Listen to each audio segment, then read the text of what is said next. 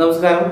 നമ്മൾ കഴിഞ്ഞ ക്ലാസ്സിൽ നേത്ര രോഗങ്ങൾ അല്ലെ നേത്ര ഡിഫക്റ്റുകൾ ഈ ഡിഫക്റ്റുകളെ കുറിച്ച് കഴിഞ്ഞ ക്ലാസ്സിൽ മനസ്സിലാക്കിയിരുന്നു. അതിൽ നമ്മൾ ഡിസ്കസ് ചെയ്തത് രോഗങ്ങൾ എന്ന് പറയുന്നത് ഡിഫക്റ്റുകൾ ഒന്ന് നൈറ്റ് ബ്ലൈൻഡ്നസ് അല്ലെങ്കിൽ നിശാന്തത. നിശാന്തതയ്ക്ക് കാരണം എന്താണ്? നിശാന്തത വരാതിരിക്കാൻ വേണ്ടി നമ്മൾ ചെയ്യാവുന്ന പരിഹാര മാർഗങ്ങൾ എന്തെല്ലാമാണ്? അതേപോലെ തന്നെ കളർ ബ്ലൈൻഡ്നസ് അല്ലെങ്കിൽ വർണ്ണാന്തത. അപ്പോൾ വർണ്ണാന്തത എന്ന് പറയുന്ന രോഗം ഐ ഡിഫക്റ്റ് വരാനുള്ള കാരണം എന്താണ്? അതുപോലെ തന്നെ ഇതിൻ്റെ പരിഹാര മാർഗങ്ങൾ എന്തെല്ലാമാണ്? അതേപോലെ തന്നെ നമ്മൾ മനസ്സിലായി ഗ്ലോക്കോമയുടെ കാരണം എന്താണ്? അതുപോലെ തന്നെ ഗ്ലോക്കോമ എങ്ങനെയാണ് ഭേദമാക്കുന്നത്? അതിൻ്റെ ട്രീറ്റ്മെൻറ്റ് എന്താണ്? ഇതിൻ്റെ ട്രീറ്റ്മെൻറ്റിനെ കുറിച്ച് നമ്മൾ കഴിഞ്ഞ ക്ലാസ്സിൽ മനസ്സിലാക്കിയിരുന്നു. പിന്നെ നമ്മൾ മനസ്സിലാക്കിയ എന്താണ്? സിറോഫ്താൽമിയ എന്ന് പറയുന്ന രോഗം, അതിൻ്റെ കാരണവും അതിൻ്റെ ലക്ഷണങ്ങളും നമ്മൾ മനസ്സിലാക്കി. പിന്നെ അത് നമ്മൾ കൺജങ്ക്റ്റിവിറ്റീസ് അല്ലെങ്കിൽ ചെങ്കണ്ണ് എന്ന് പറയുന്ന രോഗത്തെക്കുറിച്ച് നമ്മൾ ചെറുതായിട്ടൊന്ന് നമ്മൾ പറഞ്ഞിരുന്നു. അപ്പോൾ കുട്ടികളിൽ സാധാരണമായി കാണുന്ന രോഗമാണ് ചെങ്കണ്ണ് അല്ലെങ്കിൽ കൺജങ്ക്റ്റിവിറ്റീസ് എന്ന് പറയാം. അപ്പോൾ കൺജങ്ക്റ്റൈവ എന്ന് പറയുന്ന അല്ലെങ്കിൽ നേത്രാവരണം എന്ന് പറയുന്ന ആ പാളിക്ക് വരുന്ന ഒരു ഇൻഫെക്ഷനാണ്, അണുബാധയാണ് കൺജങ്ക്റ്റിവിറ്റീസ് എന്ന് പറയാം. അപ്പോൾ ഒരു അണുബാധയാണ് നമ്മുടെ കൺജങ്ക്റ്റൈവ എന്ന് പറയുന്ന നേത്രാവരണത്തിന് വരുന്ന ഒരു അണുബാധയാണ് കൺജങ്ക്റ്റിവിറ്റീസ് എന്ന് പറയാം. അപ്പോൾ ഇതിന് കാരണം ബാക്ടീരിയയോ അല്ലെങ്കിൽ വൈറസൊക്കെ ഇതിന് കാരണമാകാറുണ്ട്. അപ്പോൾ ഇത് വരാതിരിക്കാൻ വേണ്ടി നമ്മൾ എന്ത് ചെയ്യണം? പേഴ്സണൽ ഹൈജീൻ അല്ലെങ്കിൽ വ്യക്തി ശുചിത്വം പാലിക്കണം. അപ്പോൾ ഇതുള്ള കുട്ടികൾ ക്ലാസ്സിൽ വന്നു കഴിഞ്ഞാൽ പെട്ടെന്ന് എല്ലാ കുട്ടികൾക്കും പകരുന്നത് കാണാൻ പറ്റും. ഇപ്പോൾ ചെങ്കണ്ണുള്ള ഒരു വ്യക്തി നമുക്ക് കണ്ണിലേക്ക് നോക്കിയാൽ തന്നെ അറിയാൻ പറ്റും, കണ്ണാകെ ചുവന്നിരിക്കും. ചെങ്കണ്ണ് എന്ന് പറയുന്ന കണ്ടീഷൻ അതാണ്. പിന്നെ അതിൽ നമുക്ക് ഒരു ഐ ഡിഫക്റ്റും കൂടി ഉണ്ട്. അത് കാറ്ററാക്ട് എന്ന് പറയാം, അല്ലെങ്കിൽ തിമിരം. കാറ്ററാക്ട് അല്ലെങ്കിൽ തിമിരം, ഈ രോഗത്തെക്കുറിച്ച് നിങ്ങൾക്ക് കേട്ടിരിക്കാം. അപ്പോൾ തിമിര ശസ്ത്രക്രിയ എന്നൊക്കെ കേട്ടിട്ടുണ്ടാവും അല്ലേ? അപ്പോൾ ഈ തിമിരം സാധാരണഗതിയിൽ ഇത് വരുന്നത് കുറച്ച് പ്രായമായ ആളുകളിലാണ് തിമിരം സാധാരണ കാണുന്നത്. അപ്പോൾ എന്താണ് തിമിരം അല്ലെങ്കിൽ കാറ്ററാക്ട് എന്ന് പറയുന്ന കണ്ടീഷൻ? എന്താണത്? അതായത് നമ്മുടെ കണ്ണിലുള്ള ലെൻസ്, നേത്ര ലെൻസ്, ആ നേത്ര ലെൻസ് അതാര്യമായി തീരുക. ഒപ്പാക്ക് എന്ന് പറയും. ഒപ്പാക്ക് എന്ന് പറയുമ്പോൾ പ്രകാശമയ ലൈറ്റ് കടത്തിവിടാത്ത കണ്ടീഷൻ ഒപ്പാക്ക്. അപ്പോൾ lens become opaque, lens opaque ആവുന്നു അല്ലെങ്കിൽ അതാര്യമായി തീരുന്നു. അപ്പോൾ പ്രകാശം കടന്നു പോകുന്നില്ല. അങ്ങനെ ആവുന്ന ഒരു കണ്ടീഷനാണ് ഈ കാറ്ററാക്ട് അല്ലെങ്കിൽ തിമിരം എന്ന് പറയുന്നത്. അപ്പോൾ ഇതിൻ്റെ പരിഹാര മാർഗം, ഇതിൻ്റെ ട്രീറ്റ്മെൻറ്റ് എന്താണ്? സർജറിയാണ്, തിമിര ശസ്ത്രക്രിയ. അപ്പോൾ ലെൻസ് മാറ്റിവെക്കുന്നതിലൂടെ, സർജറിയിലൂടെ നമുക്ക് ഈ രോഗത്തെ എന്ത് ചെയ്യാം? ഭേദമാക്കാം. പിന്നെ ഇത്രയും കാര്യങ്ങളാണ് ഇതിൽ പറയുന്ന രോഗങ്ങളെ കുറിച്ചിട്ട്. അപ്പോൾ ഇതിൽ നമ്മൾ ശ്രദ്ധിക്കേണ്ടത് ഒന്ന് സിറോഫ്താൽമിയ, അതുപോലെ തന്നെ നിശാന്തത, വർണ്ണാന്തത, തിമിരം. ഇത്രയും രോഗങ്ങളുണ്ട്. ഇത്രയും രോഗങ്ങളും അതിൻ്റെ ലക്ഷണങ്ങളുണ്ടെങ്കിൽ അതിൻ്റെ കാരണങ്ങൾ ഇതൊക്കെയാണ് എക്സാമിന് ചോദിക്കാറുള്ളത്. അപ്പോൾ അതൊക്കെ പോയിന്റ് ഔട്ട് ചെയ്ത് പഠിക്കുക. പിന്നെ അതിൻ്റെ ചികിത്സാ രീതികൾ, ഗ്ലോക്കോമയാണെങ്കിൽ ലേസർ സർജറി ഉണ്ട്. അതുപോലെ തന്നെ കാറ്ററാക്ട് തിമിരമാണെങ്കിൽ എന്ത് ചെയ്യുന്നുണ്ട്? ലെൻസ് മാറ്റിവെക്കൽ ശസ്ത്രക്രിയ ഉണ്ട്. അപ്പം ഇങ്ങനെ പരിഹാര മാർഗങ്ങൾ ഉണ്ടെങ്കിൽ അതും പഠിക്കുക. ഇത്രയും കാര്യങ്ങൾ അതുമായി ബന്ധപ്പെട്ട് പറയാനുള്ളത്. പിന്നീട് നമുക്ക് മനസ്സിലാക്കേണ്ടത് നമ്മുടെ കണ്ണിൻ്റെ ആരോഗ്യം, ഹെൽത്തി ഐസ്. അപ്പോൾ നമ്മുടെ കണ്ണിൻ്റെ ആരോഗ്യ സംരക്ഷണത്തിന് വേണ്ടിയിട്ട് നമുക്ക് എന്തെല്ലാം കാര്യങ്ങൾ ചെയ്യാൻ കഴിയും, കണ്ണിൻ്റെ ആരോഗ്യം നമുക്ക് എങ്ങനെ ഉറപ്പുവരുത്താൻ കഴിയും എന്നുള്ളതാണ്. അപ്പോൾ നമുക്ക് കണ്ണിൻ്റെ കാഴ്ചയുമായി ബന്ധപ്പെട്ട വിറ്റാമിൻ എ. അപ്പോൾ വിറ്റാമിൻ എയുടെ അളവ് കൂട്ടണം. അത് എന്ത് ചെയ്യാൻ പറ്റും? വിറ്റാമിൻ റിച്ച് ഫുഡ് മെറ്റീരിയൽസ് കഴിക്കുക. വിറ്റാമിൻ എ കൂടുതൽ അടങ്ങിയ ഭക്ഷണം കഴിക്കുന്നതിലൂടെ നമുക്കൊരു പരിധി വരെ എന്ത് ചെയ്യാൻ പറ്റും, ഈ രോഗത്തെ തടയാൻ പറ്റും. പിന്നെ മറ്റെന്തെല്ലാം കാര്യങ്ങൾ നമ്മൾ ശ്രദ്ധിക്കേണ്ടതുണ്ട്? മൊബൈൽ യൂസ് ചെയ്യുന്ന സമയത്ത്, കമ്പ്യൂട്ടർ അല്ലേ, ടാബ്, ഇതൊക്കെ യൂസ് ചെയ്യുന്ന സമയത്ത് അത് കണ്ടിന്യൂസ് ആയിട്ട് ഉപയോഗിക്കാതിരിക്കുക. അതിൻ്റെ എക്സസീവ് യൂസ് എന്ത് ചെയ്യാമെന്ന് കുറയ്ക്കുക, അമിതമായിട്ടുള്ള ഉപയോഗം കുറയ്ക്കുകയും ചെയ്യുക. ഇങ്ങനെയൊക്കെ ചെയ്യുന്നതിലൂടെ നമുക്ക് കണ്ണിൻ്റെ ആരോഗ്യം സംരക്ഷിക്കാൻ കഴിയും. പിന്നെ എക്സാമിന് ചോദിക്കുന്നത് നേത്രദാനവുമായി ബന്ധപ്പെട്ട്, ഐ ഡൊണേഷനുമായി ബന്ധപ്പെട്ടുള്ള പോസ്റ്റർ നിർമ്മാണമാണ്. അപ്പോൾ നിങ്ങൾക്ക് പോസ്റ്റർ പ്രിപ്പയർ ചെയ്യാൻ പറയും, നേത്രദാനം. അപ്പോൾ നമ്മുടെ ഐഡിയ ഉപയോഗിച്ചിട്ട് എന്ത് ചെയ്യാം, നമുക്ക് അത് പോസ്റ്റർ നിർമ്മിക്കാം.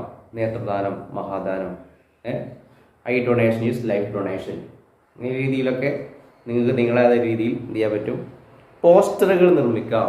പോസ്റ്ററുകൾ നിർമ്മിക്കുന്ന ഒരു ക്വസ്റ്റ്യൻസും അതിൽ ചിലപ്പോൾ ചോദിക്കാം. ഇത്രയും കാര്യങ്ങളാണ് നമ്മുടെ ഇതിൽ ഐ ഡിഫക്റ്റുമായി ബന്ധപ്പെട്ട് നമ്മൾ അതിൽ മനസ്സിലാക്കേണ്ട കാര്യങ്ങൾ. ഓക്കെ, അപ്പോൾ അടുത്തായി നമുക്ക് മനസ്സിലാക്കാനുള്ളത് ചെവിയുമായി ബന്ധപ്പെട്ട കാര്യങ്ങളാണ്.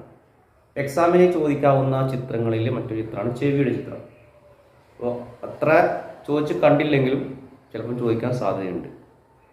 അപ്പോൾ നമുക്ക് ചെവി എന്ന് പറയുന്ന ഇന്ദ്രിയം, ചെവി എന്ന് പറയുന്ന ജ്ഞാനേന്ദ്രിയത്തിൻ്റെ അതിൻ്റെ ഘടന, അതിൻ്റെ ഭാഗങ്ങൾ, അത് ഓരോ ഭാഗത്തിൻ്റെയും പ്രത്യേക ധർമ്മങ്ങൾ, ഇവയെക്കുറിച്ചാണ് നമുക്കിതിൽ ആദ്യം മനസ്സിലാക്കാനുള്ളത്. അപ്പോൾ ആദ്യം ചോദിക്കുകയാണ്, ഒരു ചെവി എന്ന് പറയുമ്പോൾ ചെവിയുടെ പ്രധാനപ്പെട്ട അതിൻ്റെ ജോലി, ഫങ്ഷൻ എന്തെല്ലാമാണ്? എന്താണ് ചെവിയുടെ ജോലി? അപ്പോൾ നമുക്ക് അറിയാവുന്നൊരു ഫങ്ഷൻ ഉണ്ട്. എന്താണ്? കേൾവിക്ക് സഹായിക്കുക അല്ലേ? Okay, helps us in hearing.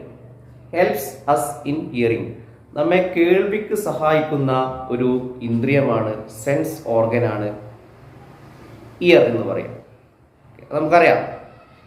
ഇതല്ലാതെ മറ്റൊരു ഫങ്ഷനും കൂടി ആർക്കുണ്ട്? ചെവിക്കുണ്ട്. എന്താണ്? Maintaining the balance of the body. Maintaining the balance of the body, നമ്മുടെ ശരീരത്തിൻ്റെ തുലന നില പാലിക്കുക, ബോഡി ബാലൻസ്, തുലന നില പാലിക്കുക എന്നുള്ള ഒരു ധർമ്മം കൂടി ആർക്കുണ്ട്? ചെവിക്കുണ്ട്. അപ്പം ഇങ്ങനെ രണ്ട് കാര്യങ്ങൾ ചെവി ചെയ്യുന്നുണ്ട്. ഒന്ന്, ഹെൽപ്സ് അസ് ഇൻ ഹിയറിംഗ്, കേൾവിക്ക് സഹായിക്കുന്നു. രണ്ടാമത്തെ point, maintaining the balance of the body, നമ്മുടെ ശരീരത്തിൻ്റെ തുലന നില പരിപാലിക്കുക. ഇങ്ങനെ രണ്ട് ജോലികളാണ് ചെവിക്കുള്ളത്. പിന്നെ അതിന് നമുക്ക് മനസ്സിലാക്കാനുള്ളത്, ഇപ്പോൾ ചെവിയുടെ ഘടന, സ്ട്രക്ചർ ഓഫ് ഇയർ, അതിൻ്റെ ഘടന എന്ന് പറയുമ്പോൾ എന്തെല്ലാമാണ് അതിലുള്ളത്? ചെവിയെ നമുക്ക് പ്രധാനമായിട്ടും 3 ഭാഗമായി തിരിക്കാം. Parts of year. Parts of year, ചെവിയുടെ ഭാഗങ്ങൾ ഏതെല്ലാമാണ്? ഫസ്റ്റ് പാർട്ട് എന്ന് പറയുന്നത് എക്സ്റ്റേണൽ ഇയർ. എക്സ്റ്റേണൽ ഇയർ എന്ന് പറഞ്ഞാൽ ബാഹ്യ കർണം എന്നാണ്.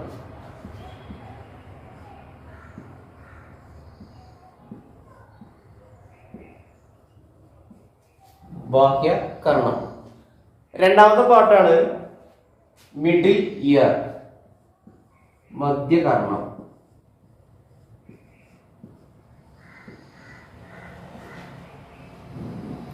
മൂന്നാമത്തെ പാർട്ടാണ് ഇന്റേണൽ ഇയർ,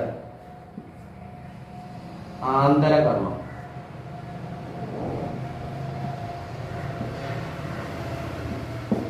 ഓക്കെ, ഇങ്ങനെ നമുക്ക് ചെവിയെ 3 ഭാഗമാക്കി തിരിക്കാം. പാർട്സ് ഓഫ് ഇയർ, പ്രധാനപ്പെട്ട 3 ഭാഗങ്ങളാണ്. എക്സ്റ്റേണൽ ഇയർ, ബാഹ്യകർണം. മിഡിൽ ഇയർ, മധ്യകർണം. ഇന്റേണൽ ഇയർ, ആന്തരകർണം. ഇങ്ങനെ പ്രധാനപ്പെട്ട 3 ഭാഗങ്ങളായി നമുക്ക് ചെവിയെ തിരിക്കാം. ഇതിനകത്ത് എക്സ്റ്റേണൽ ഇയർ എന്ന് പറയുമ്പോൾ, ബാഹ്യകർണം എന്ന് പറയുമ്പോൾ അതിലേതെല്ലാം ഭാഗങ്ങളുണ്ട്, അതിൻ്റെ പ്രത്യേകത എന്താണ്, തുടങ്ങിയ കാര്യങ്ങൾ എന്ത് ചെയ്യാം നമുക്ക് നോക്കാം. ഓക്കെ, അപ്പോൾ നമുക്ക് എക്സ്റ്റേണൽ ഇയർ അല്ലെങ്കിൽ ബാഹ്യകർണം, കർണം എന്ന് പറഞ്ഞാൽ ചെവിയാണ്, അറിയില്ല, കർണം എന്ന് പറഞ്ഞാൽ ചെവിയാണ്. എക്സ്റ്റേണൽ ഇയർ അല്ലെങ്കിൽ ബാഹ്യകർണം. ഈ ബാഹ്യകർണത്തിന്റെ ഏതെല്ലാം ഭാഗങ്ങളുണ്ട്, ഇതിലെന്തെല്ലാം ഭാഗങ്ങൾ ഉൾപ്പെട്ടിരിക്കുന്നു, ഇൻക്ലൂഡ് ചെയ്തിരിക്കുന്നു നോക്കാം. അതിലൊന്ന് പിന്നാണ്. ഫസ്റ്റ് പിന്നെയാണ്. രണ്ടാമത് ഓഡിറ്ററി കനാൽ, 3 ടിംപാനം. പിന്ന എന്ന് പറഞ്ഞാൽ ചെവിക്കുട, ഓഡിറ്ററി കനാൽ കർണനാളം, ടിംപാനം എന്ന് പറഞ്ഞാൽ കർണപടം. 3 ഭാഗങ്ങളിലായല്ലോ. അപ്പോൾ ചെവിക്കുട, കർണനാളം, കർണപടം, പിന്ന ഓഡിറ്ററി കനാൽ, ടിംപാനം. ഇങ്ങനെ 3 പാർട്ടുകൾ അതിനകത്തുണ്ട്, 3 ഭാഗങ്ങളുണ്ട്. എന്തെല്ലാമാണ് ഇവയുടെ പ്രത്യേകതയും ധർമ്മവും? അതാണ് ആ ഫസ്റ്റ് നമ്മൾ മനസ്സിലാക്കേണ്ടത്. ഇവിടെ നോക്കുക. പിന്ന എന്ന് പറയുമ്പോൾ ചെവിയുടെ ഏറ്റവും പുറമേ ഉള്ളതാണ് പിന്ന എന്ന് ചെയ്യുന്നത് pinna carries sound waves to auditory canal. ശബ്ദതരംഗങ്ങളെ ഓഡിറ്ററി കനാലിലേക്ക് അല്ലെങ്കിൽ കർണനാളത്തിലേക്ക്, ശബ്ദതരംഗങ്ങളെ കർണനാളത്തിലേക്ക് എന്ത് ചെയ്യുന്നു? കൊണ്ടുപോകുന്നു, വഹിക്കുന്നു, അല്ലെ? അപ്പോൾ ശബ്ദതരംഗങ്ങളെ കർണനാളത്തിലേക്ക് കടത്തിവിടുന്ന ഭാഗമാണ് പിന്ന, ചെവിക്കുട എന്ന് പറയുന്നത്. രണ്ടാമത്തെ ഒരു പാർട്ടാണ് ഓഡിറ്ററി കനാൽ, കർണനാളം. അപ്പൊ കർണനാളത്തിന്റെ പ്രത്യേകത എന്താണ്? കർണനാളം എന്ന് പറയുന്നത് ചെയ്യുന്നത്, അതിന്റെ ഫങ്ഷൻ എന്ന് പറയുന്നത് carries sound waves to tympanum. ശബ്ദതരംഗങ്ങളെ കർണപടത്തിലേക്ക് നയിക്കുന്നു. ശബ്ദതരംഗങ്ങളെ കർണപടത്തിലേക്ക്, ടിംപാനത്തിലേക്ക് നയിക്കുക. അതാണ് ക്യാരീസ് വഹിക്കുക. Carries sound waves to tympanum. Carries sound waves to tympanum. കർണപടത്തിലേക്ക് ശബ്ദതരംഗങ്ങളെ കൊണ്ടുപോവുക, വഹിച്ചു കൊണ്ടുപോവുക, ക്യാരീസ്. ഇതാണ് ഓഡിറ്ററി കനാല് ചെയ്യുന്നത്. ഇനി ഓഡിറ്ററി കനാൽ ചില പ്രത്യേകതകളുണ്ട്. ചില പ്രത്യേകതകൾ ആർക്കുണ്ട്? ഓഡിറ്ററി കനാലിനുണ്ട്. അപ്പൊ അതെന്തെല്ലാമാണ് നോക്കാം. അതായത് ഓഡിറ്ററി കനാലിനകത്ത് നമുക്ക് ഇത് കാണാൻ പറ്റും, ചില വാക്സ്, ഇയർ വാക്സ് കാണാൻ പറ്റും. അതുപോലെ തന്നെ ഹെയേഴ്സ് ഉണ്ട്, അതുപോലെ ഇയർ വാക്സ്, കർണമെഴുക്, അതുപോലെ തന്നെ ചെറിയ രോമങ്ങളൊക്കെ എവിടെ കാണാൻ പറ്റും? ഓഡിറ്ററി കനാൽ അല്ലെങ്കിൽ കർണനാളത്തിനകത്ത് കാണാൻ പറ്റും. ഈ കർണനാളത്തിൽ കാണുന്ന ഈ കർണമെഴുകും അതുപോലെ തന്നെ ചെറിയ രോമങ്ങളും ഒക്കെ ഫോറിൻ പാർട്ടിക്കിൾസ്, ഈ അന്യവസ്തുക്കളൊക്കെ ചെവിയിലേക്ക് കടക്കുമ്പോൾ അതിനെ തടഞ്ഞു വെക്കുന്നു. Prevent the entry of foreign particles and germs. രോഗാണുക്കളായാലും പൊട്ടിപ്പടലങ്ങളായാലും ഇതിനൊക്കെ ചെവിക്ക് അകത്തേക്ക് കടക്കാതെ അതിനെ തടയുന്നു, പ്രിവെന്റ് ചെയ്യുന്നു. അങ്ങനെ തടഞ്ഞു വെക്കാൻ സഹായിക്കുന്നത് ഈ ഓഡിറ്ററി കനാലിൽ കാണുന്ന ഇയർ വാക്സ് അല്ലെങ്കിൽ കർണമെഴുകാണ്. അതുപോലെ തന്നെ ചെറിയ രോമങ്ങളുണ്ട്, ഇതൊക്കെ പൊടിയെയും അതുപോലെ തന്നെ രോഗാണുക്കളെയൊക്കെ തടഞ്ഞു വെക്കും. അതാണ് കർണനാളത്തിൽ കാണുന്ന കർണമെഴുകിന്റെ ഒരു പ്രാധാന്യം എന്ന് പറയുന്നത്, ഇമ്പോർട്ടൻസ് അതാണ്. മൂന്നാമത്തെ പാർട്ടാണ് ടിംപാനം. ടിംപാനം എന്ന് പറഞ്ഞാൽ കർണപടം. അപ്പോൾ കർണപടം എന്ന് പറഞ്ഞാൽ വളരെ നേർത്ത ഒരു മെംബ്രെയിനാണ്, സ്ഥലമാണ്. നമ്മൾ ചെവിക്കകത്തേക്ക് വല്ല കോമ്പസോ പേനയോ ഒന്നും ചെയ്യാൻ പാടില്ല, കുത്തിക്കയറ്റാൻ പാടില്ല. കാരണം ചെയ്ത് കഴിഞ്ഞാൽ കർണപടം ചിലപ്പോൾ പൊട്ടിപ്പോവും. അപ്പോൾ കർണപടം അല്ലെങ്കിൽ ടിംപാനം എന്ന് പറയുന്നത് എന്താണ്? എ തിൻ സർക്കുലാർ മെംബ്രെയിൻ, ഒരു വൃത്താകൃതിയിലുള്ള വട്ടത്തിലുള്ള ഒരു മെംബ്രെയിൻ ആണ്, സ്ഥലമാണ്. തിൻ എന്ന് പറഞ്ഞാൽ വളരെ കട്ടി കുറഞ്ഞ നേർത്ത ഒരു സ്ഥലമാണ് എന്തെന്ന് പറയുന്നത്, കർണപടം എന്ന് പറയുന്നത്. അതുകൊണ്ട് തന്നെ കോമ്പസോ പേനയോ കയറ്റി കഴിഞ്ഞാൽ എന്ത് ചെയ്ത് പൊട്ടിപ്പോകും. പിന്നെ നമുക്ക് എന്ത് ചെയ്യില്ല, ചെവി കേൾക്കില്ല. അതുകൊണ്ട് അത് ചെയ്യാൻ പാടില്ല. A thin circular membrane. ഇതിന്റെ മറ്റൊരു പ്രത്യേകത, ഈ കർണപടത്തിന് വൈബ്രേറ്റ് ചെയ്യാൻ കഴിയും. ഇത് വൈബ്രേറ്റ് ചെയ്യും, റെസൊണൻസ് വിത്ത് സൗണ്ട്. ശബ്ദ തരംഗങ്ങൾക്കനുസരിച്ച് കമ്പനം ചെയ്യുക അല്ലെങ്കിൽ വൈബ്രേറ്റ് ചെയ്യുക. അങ്ങനെ വൈബ്രേറ്റ് ചെയ്യാൻ അത് കഴിയും, ഈ കർണപടം അല്ലെങ്കിൽ ടിംപാനത്തിന് കഴിയും. അപ്പൊ അതാണ് ഇതിന്റെ പ്രത്യേകത. പിന്നെ ഈ കർണപടം വേർതിരിക്കുന്നത് external ear and middle ear ബാഹ്യകർണത്തെയും മധ്യകർണത്തെയും വേർതിരിക്കുന്നുണ്ട്. ബാഹ്യകർണത്തെയും അതുപോലെ തന്നെ മധ്യകർണത്തെയും വേർതിരിക്കുന്ന ഒരു thin circular membrane, thin circular membrane, വളരെ നേർത്ത ഒരു സ്ഥലമാണ് ടിംപാനം അല്ലെങ്കിൽ കർണപടം എന്ന് പറയാ. ശബ്ദതരങ്ങൾക്കനുസരിച്ച് കമ്പനം ചെയ്യാൻ കഴിയും. ഇത് vibrates resonance with the sound. ശബ്ദം എങ്ങനെ വരുന്നത് അതിനനുസരിച്ച് കമ്പനം ചെയ്യും. പ്രത്യേകത. ഓക്കെ, ക്ലിയർ ആയല്ലോ. ഇതിനകത്ത് എക്സ്റ്റേണൽ ഇയറിൽ, പിന്നെ ഓഡിറ്ററി കനാൽ, ദെൻ ടിംപാനം, ഇത്രയും കാര്യങ്ങളാണ് ഇതിനകത്തുള്ളത്. ഇനി അടുത്തായിട്ട് നമുക്ക് മനസ്സിലാക്കുന്നത് എക്സ്റ്റേണൽ കഴിഞ്ഞാൽ പിന്നെ മിഡിൽ ഇയർ ആണ്. അപ്പൊ നമുക്ക് മിഡിൽ ഇയറിന്റെ പ്രത്യേകത എന്താ നോക്കാം. ഓക്കെ, അപ്പോൾ നെക്സ്റ്റ് നമുക്ക് മനസ്സിലാക്കുന്നത് മിഡിൽ ഇയർ. മിഡിൽ ഇയർ എന്ന് പറഞ്ഞാൽ മധ്യകർണം.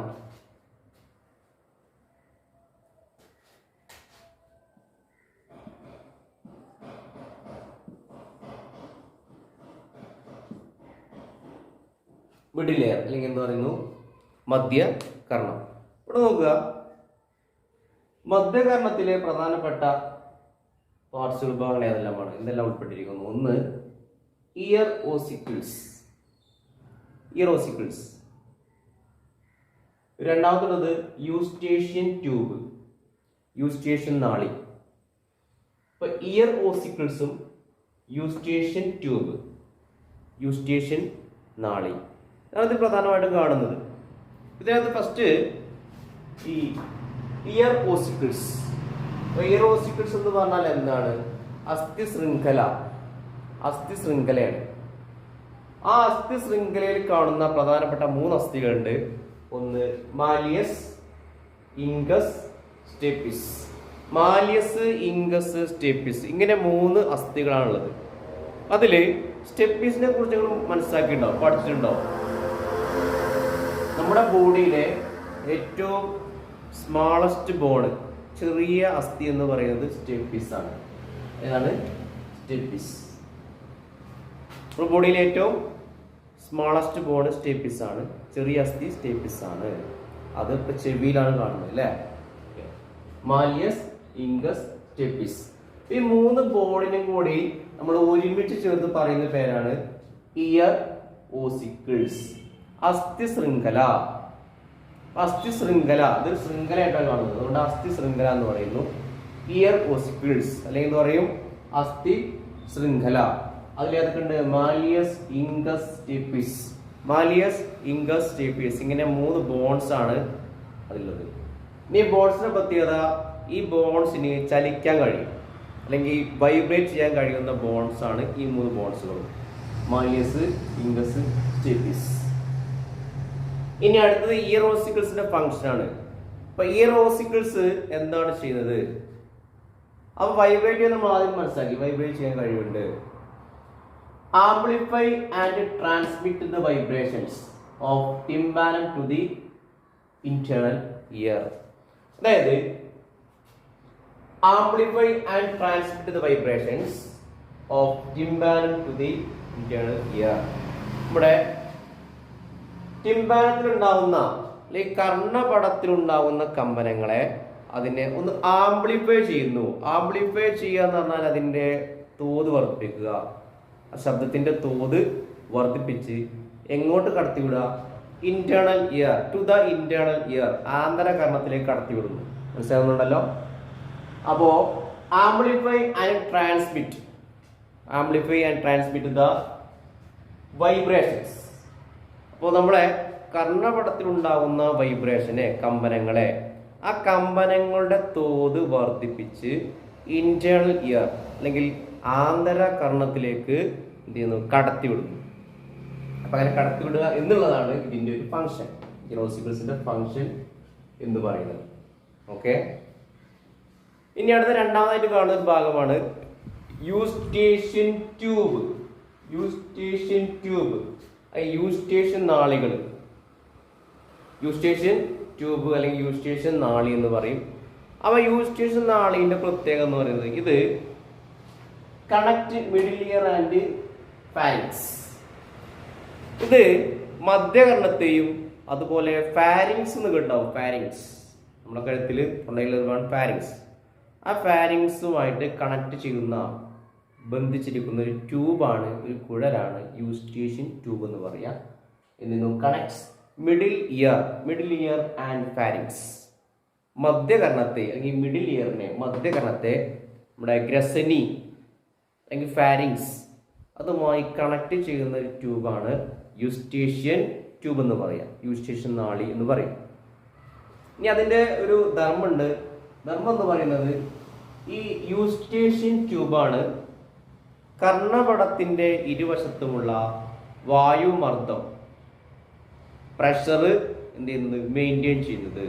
ഇപ്പോൾ കർണപടത്തിൻ്റെ രണ്ട് സൈഡിലും ഉണ്ടാവുന്ന, ഐദർ സൈഡിലും ഉണ്ടാവുന്ന ആ മർദ്ദം അത് മെയിൻറ്റെയിൻ ചെയ്ത് നിലനിർത്താൻ സഹായിക്കുന്നത് യൂസ്റ്റേഷ്യൻ ട്യൂബാണ്. അപ്പോൾ യൂസ്റ്റേഷ്യൻ ട്യൂബ് എന്ത് സഹായിക്കുന്നു? Helps to maintain the pressure either side of the tympanum. അപ്പോൾ കർണപടത്തിൻ്റെ ഇരുവശത്തുമുള്ള വായുമർദ്ദം ക്രമീകരിക്കാൻ സഹായിക്കുന്ന പാർട്ട് എന്ന് പറയുന്നത് യൂസ്റ്റേഷ്യൻ ട്യൂബാണ്. ഇത്രയും കാര്യങ്ങളാണ് നമുക്ക് മിഡിൽ ഇയറുമായി ബന്ധപ്പെട്ട് മനസ്സിലാക്കേണ്ടത്, അറിഞ്ഞിരിക്കേണ്ട കാര്യങ്ങളാണ്. അപ്പോൾ ഇവിടെ ശ്രദ്ധിക്കേണ്ടത് മിഡിൽ ഇയർ, മധ്യകർണത്തിൽ പ്രധാനമായിട്ടുള്ളത് ഇയർ ഓസിക്കിൾസ് ആണ്. ഇയർ ഓസിക്കിൾസ് എന്ന് പറയുമ്പോൾ മാലിയസ്, ഇൻഡസ്, സ്റ്റേപ്പിസ്. അപ്പോൾ അതിനെ മൂന്നിനും കൂടെ ചേർത്ത് പറയുന്ന പേരാണ് അസ്ഥി ശൃംഖലകൾ എന്ന് പറയുക. അസ്ഥി ശൃംഖലകൾ എന്ന് പറയാം. അപ്പോൾ അതിൻ്റെ ഫംഗ്ഷനുകൾ പറഞ്ഞു. Amplify and transmit the vibrations of tympanum to the internal ear. Internal ഇയറിലേക്ക് കമ്പനങ്ങളുടെ തോത് വർദ്ധിപ്പിച്ച് കടത്തിവിടാം. യൂസ്റ്റേഷ്യൻ ട്യൂബ്, യൂസ്റ്റേഷ്യൻ നാളികളുണ്ട്. അവരുടെ പ്രത്യേകത connects middle ear and pharynx. മധ്യകർണത്തെ ഗ്രസനിയുമായി കണക്ട് ചെയ്യുന്നു അല്ലെങ്കിൽ ബന്ധിപ്പിക്കുന്ന ഭാഗമാണ് എന്ന് പറയാ യൂസ്റ്റേഷ്യൻ ട്യൂബ് എന്ന് പറയാ. പിന്നെ നമ്മൾ പറഞ്ഞാൽ എന്താണ്, ഇത് ടിംബാനത്തിൻ്റെ അല്ലെങ്കിൽ കർണപടത്തിൻ്റെ ഇരുവശത്തുമുള്ള വായുമർദ്ദം എന്ത് ചെയ്യുന്നു, മെയിൻറ്റെയിൻ ചെയ്യുന്നു അല്ലെങ്കിൽ ക്രമീകരിക്കാൻ സഹായിക്കുന്നു. ഓക്കെ, അപ്പോൾ ഇത്രയും കാര്യങ്ങൾ നമ്മൾ ഇതുമായി ബന്ധപ്പെട്ട് മനസ്സിലാക്കണം. അപ്പോൾ ഒരു മിഡിൽ ഇയർ എന്ന് പറയുമ്പോൾ നമ്മൾ ധാരണ വേണം ഏതൊക്കെ പാർട്ടുകൾ അതിൽ ഉൾപ്പെട്ടിരിക്കുന്നു. കാരണം എക്സാമിന് ഓഡ് 1 അല്ലെങ്കിൽ ഒറ്റപ്പെട്ടതിനെ കണ്ടെത്തുക എന്ന് പറഞ്ഞ ക്വസ്റ്റ്യൻസ് ഒക്കെ ഉണ്ടാവും. അപ്പോൾ അതിനകത്ത് ചിലപ്പോൾ മധ്യകർണത്തിൽ കുറച്ച് ഭാഗങ്ങളും ഭാഗകർണത്തിലെ ഭാഗങ്ങളൊക്കെ തരും. അപ്പോൾ തിരിച്ചറിയാൻ കഴിയണം, നമ്മൾ ഐഡൻറ്റിഫൈ ചെയ്യാൻ കഴിയുക എന്നതാണ് അതിൽ ശ്രദ്ധിക്കേണ്ടത്. ബാഹ്യകർണത്തിലെ ഭാഗങ്ങൾ ഏതെല്ലാമാണ് വെച്ചാൽ അത് കിട്ടണം കറക്റ്റ്. മധ്യകർണത്തിൽ കിട്ടണം, ഇന്റേണൽ ഇയർ ആന്തരം അത് കിട്ടണം. ഓക്കെ, അപ്പോൾ ഇതിനകത്ത് വരുന്നത് ഇയർ ഓസിക്കിൾസും യൂസ്റ്റേഷ്യൻ ട്യൂബുമാണ് ഇതിൽ വരുന്നത്. ഓക്കെ, അപ്പം അങ്ങനെ ഇത്രയും കാര്യങ്ങൾ നമ്മൾ ഇതിനകത്ത് മനസ്സിലാക്കേണ്ടതുണ്ട്. ഓക്കെ.